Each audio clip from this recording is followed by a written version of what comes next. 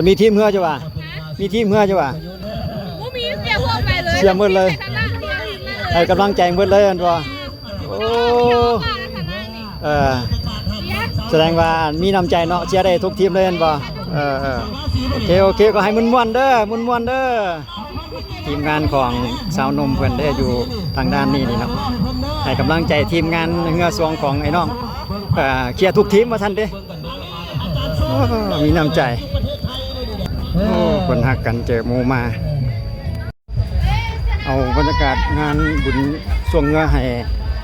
ทางพี่น้องฟังไทยได้เบิ่งไปนำพี่น้องเพราะว่าอยู่เขตบ้านข้าพเจ้าเนาะทางอีสานอยู่เขตบุรีรัมย์นี่ก็บ่จักมีให้เห็นแล้วสำหรับงานบุญสวงเงือลักษณะนี้นะข้าพเจ้าเองก็มาเห็นอยู่ทางฝั่งลาวนี่พี่น้องสำหรับงานบุญสวงเงือนี่นะส่วนหลายอยู่ทางบ้านข้าพเจ้านี่ผ่านมาแต่น้อยจนใหญ่ยังบ่ค่อยสิเห็นมาเห็นอยู่ทางสปป.ลาวเฮานี่แหละจังว่าได้เอาบรรยากาศมาให้ทุกท่านได้ไปนำในปัจจุบันโอ้สนามเพิ่นสื่อจุดเลยนี่คักบรรยากาศดีพี่น้องลมวอยๆอู้คณะเต้นของกรรมการเพิ่นจุดนี้คือจุดเขาเส้นไซนั่นเองเบิ่งคนเป็นนำพี่น้อง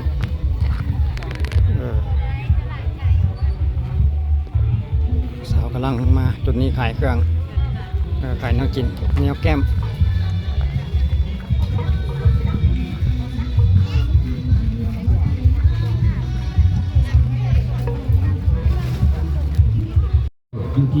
คนกำลังเริ่มทยอยมาหลายอยู่ใส่นอที่ดานาลินดิเดี๋ยวอ้อมไปทางคณะกรรมการก่อนแป๊บหนึ่งซาซีดวงตากับซาซีมือก็เอลลัมตามคนตามไม่ธรรมดาก็ถือว่างานสาวสำน้อยนี่พาFC ฝั่งลาวและฝั่งไทยแล้วก็อยู่ต่างประเทศติดตามรับชมงานบุญสวงเงืออีกทีหนึ่งพี่น้องอยู่กับบ้านโพนข้อเขตหาดเจี้ยงเมืองชัยธานีเฮานี่เองเดี๋ยวยับเข้าไปใกล้ๆจุดที่ว่าเป็นคณะกรรมการซะก่อนเบิ่งเฮือไปนำเดี๋ยวเบิ่งคนไปนำเดี๋ยวเบิ่งเงินเงาไปพร้อมเบิ่งคนมาจะหลายหน่อยสำใดอีกทีหนึ่งเป็นสนามน้ำนิ่งเนาะสนามเป็นหนองน้ำเนาะสนามที่ว่ามีความยุติธรรมอะไรน้ำบ่ไหลได้น้ำนิ่งยุติธรรมมาสั่นต่อไปบ่ได้เปรียบเทียบกันสนามแข่งของเพิ่นโอ้คนนี่บรรยากาศดีป่ะพี่น้องอยู่กับริมตะฟังแบบนี้เลยนี่ประเภทยำประเภทยำต่างๆอยู่จุดนี้เลยเนาะ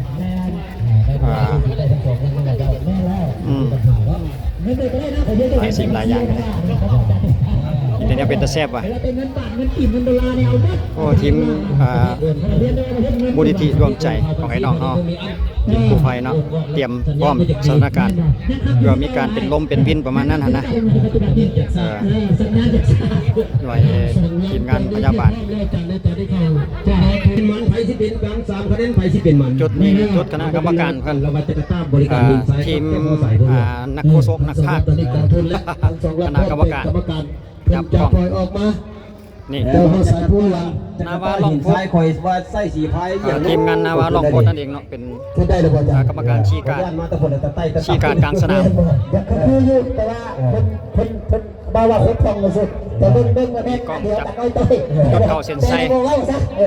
กรรมการก็ไปดูในสัตว์เลยบ่าวละอาจารย์ถ้าเอาไปมันสิผิดพลาดได้จริงๆเพิ่นว่าพลังสุดพลังปากเดี๋ยวจะหน่อยเขาจังฟังที่ไม้ลายมือการปากการพากของคนอีกทีนึงโอ้เต็มหมดคันครูจนบ่มีฮอดบอลสีย่างพี่น้องเลยโธ่ออกมาแล้วแต่ว่าบ่แน่ใจว่าเป็นทีมใดพี่น้องก็ฟังบ่ทันกำลังมาเฮาก็ได้ยับไปเบิ่งใกล้ๆจุดเพิ่นปล่อยอีกทีนึงก่อน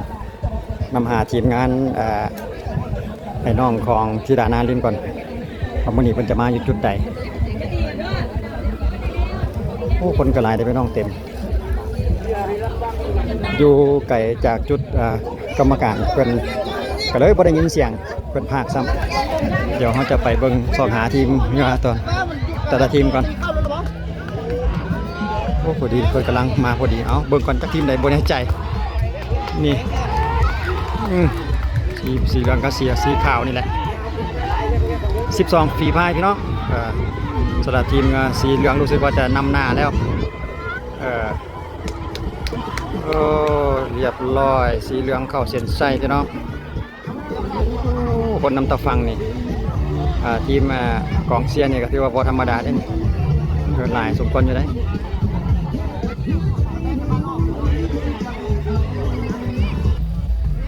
บูผ่าแพร่นำตะฟังแบบนี้ก็คักคือกันได้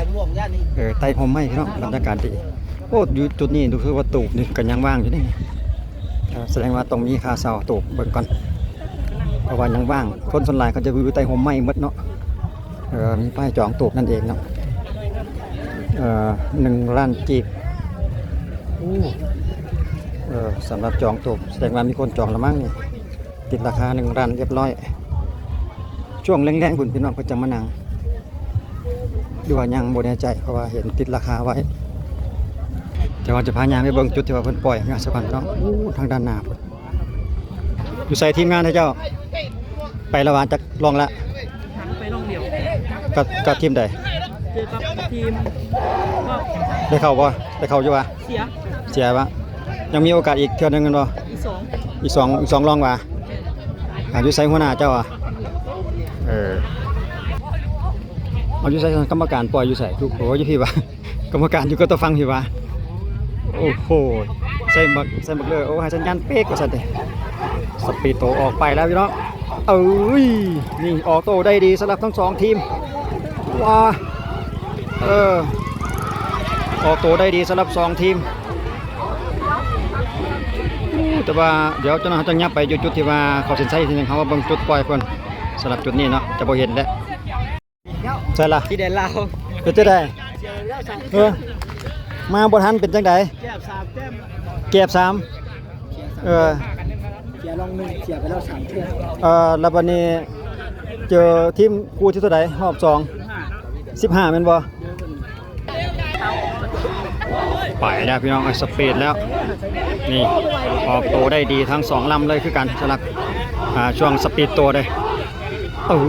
12ฝีพายพี่น้องนี่กำลังเตรียมประจำหน้าที่ของไผ่ลาวก็จะลงไปเตรียมที่จะประกบคู่แล้วก็เข้าแข่งอีกทีนึงเดี๋ยวเขาจะติดตามเบื้องของทีมงานของธิดานารินทร์อีกนึงว่าเพิ่นจะสามารถเข้า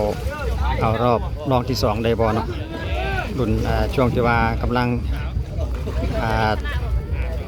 เก็บคะแนนท่านนะช่วงรอบที่2เนาะนี่ทีมงานเพิ่นใช่เ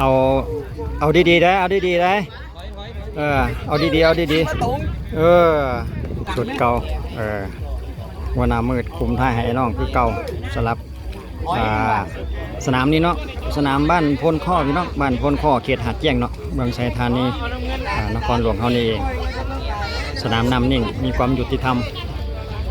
ไอ้น้องเฮานี่ถือว่าห้าวหันได้ในสุดนี้นี่แต่ว่าเดี๋ยวเฮามาลุ้นอีกในตอนเพิ่นประกบคู่กันว่าจะสามารถคว้าเข้าเส้นชัยก่อนได้บ่ประมาณนั้นอีกทีนึงบรรยากาศทางด้านข้างกองเชียร์กันหลายอยู่ได้พี่น้องมาให้กำลังใจของทีมสีพายเดี๋ยวเรามาเบิ่งเทคนิคการปล่อยนี่ไปสปีดนี่ออกตัวได้ดีสูสีเลยพี่น้องคู่นี่สีน้ำกันทั้งคู่เลยเดี๋ยวเราไปลุ้นอยู่ทางเขาจันชัยอีกทีนึงก่อนคนก็เริ่มทยอยมาหลายพี่น้องในช่วงบ่ายถ่ายแรงช่วงบ่ายช่วงแรงๆคนให้ในจีเขามาหลายเลยเพราะว่าอยู่ทางฝั่งลาวในคนมักเที่ยวงานแบบจีนนี่เนาะงานบุญบ่จะเป็นบุญบังไฟหรือบุญชงเงาเป็นกันนิยมมาเล่นมาเที่ยวกันสลับปันไก่กันเชียง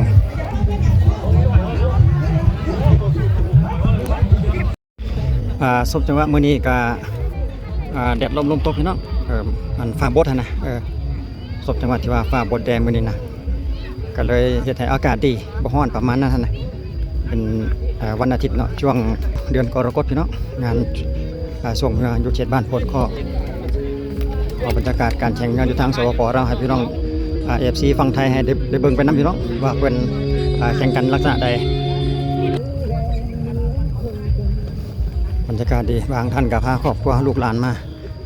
พักผ่อนในวันหยุดเนาะวันอาทิตย์มื้อแรกนี่ก็เทพพรไซเด้พี่น้อง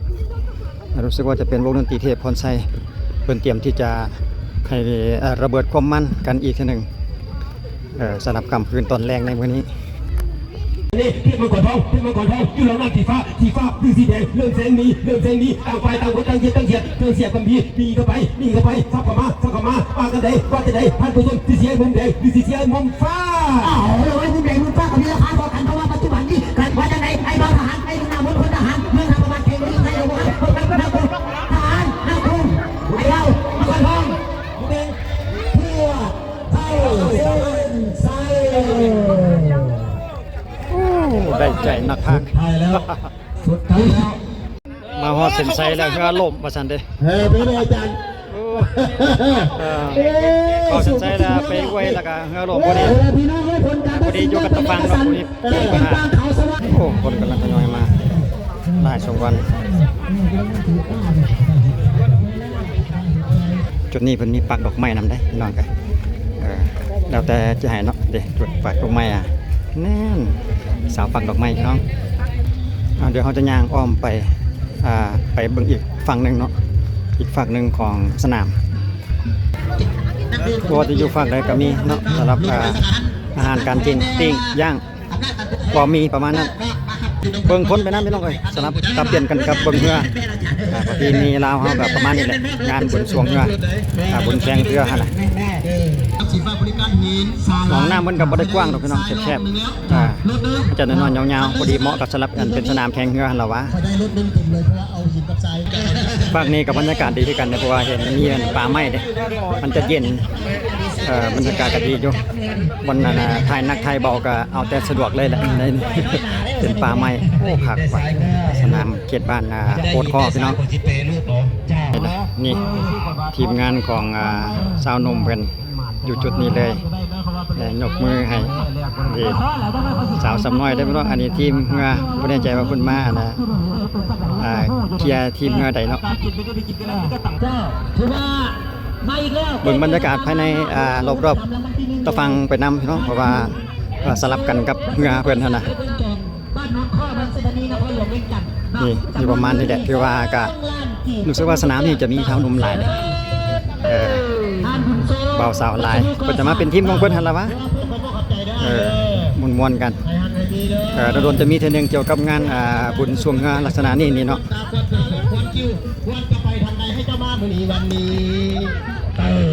โอ้โคโซกเนี่ยถือว่าบรรยายได้ใจ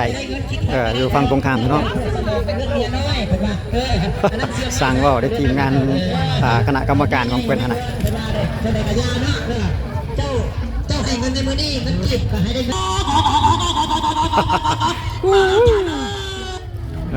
กรรมการในเมื่อตอนนี้ก็บอกแล้วว่าคู่ที่17มีปัญหาเรื่องการจะสลับซับซ้อนของน้องสลับซับซ้อนว่าเป็นคู่ที่18เป็นการเพิ่มมาแล้วมันเจ้าพ่อสายผู้หลวงเป็นจ้าเป็นว่าเป็นใครเป็นว่าเป็นขี้ข้าแต่ว่าตอนนี้เรื่องทั้งสองรับกำลังสมัครเกินเว้ยเจ้าเบิ่งได้จังได๋ก็มาเสมอสีเหลืองมาลุ้นอีกคู่นี้โอ้รู้สึกว่าจะขาดลอยเครื่องลำเรือพี่น้อง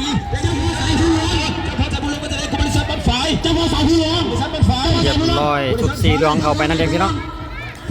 สีเหลืองเข้าก่อนตามมาด้วยสีแดงเรียบร้อยกับนักพากย์ปัจจุบันนี้กำลังตีเฮกขึ้นมาตีเฮกใส่ขึ้นมาจากไหนผู้ใดสิเป็นมู่ผู้ใดสิเป็นจ้าผู้ใดสิเป็นนี่ข้างนอกเป็นภาษาหลวงพระบาทแต่ว่าสู้กันไปสู้กันมามันจะได้12ราศีจะไม่ต้องปันระปุกเริ่มตีเฮงเริ่มแทงนี้มันจะได้แสงโดยซับเริ่มมีส่วนน้องวันนี้ชีน้ำทั้งเพราะทั้งเลยทั้งตัวเป็นกันในตอนนี้เลยราศีใช่ไหมราศี12ราศีแม่วันนี้12ราศี12ราศีเข้าเส้นชัยกรรมการโทรศัพท์สรุปแล้วมื้อนี้ข้าพเจ้ามาก็เอามาก็เพียงแค่เอาบรรยากาศภายในงานบุญสวงให้ทุกท่านได้เบิ่งซื่อๆเนาะพี่น้องแต่ว่าทีมใดชนะทีมใดแพ้ทีมใดได้ที่รางวัลที่ได้หันคือสิบ่ได้ฮู้หรอกพี่น้องเพราะว่าข้าพเจ้าเองก็มีเวลาหน่อยขอโทษขออภัยนำเพราะว่าพอดีมี เหตุขัดข้องพี่น้องเสียก็เลยต้องได้เดินทางกลับโดยด่วนก็เลยบ่สามารถจะเก็บบรรยากาศตอนชิงชนะเลิศได้ฮะนะก็เลยได้เพียงเฉพาะบรรยากาศของผู้คนแล้วก็เบิ่งเรือเพิ่นแข่งกันเล็กๆน้อยๆแล้วก็บ่ฮู้สามารถจักเรือทีมใดคู่กับผู้ใดจังซี่นะบ่ได้ไปเอาข้อมูลกับเพิ่นเพราะว่าเวลาเฮามันมีจำกัด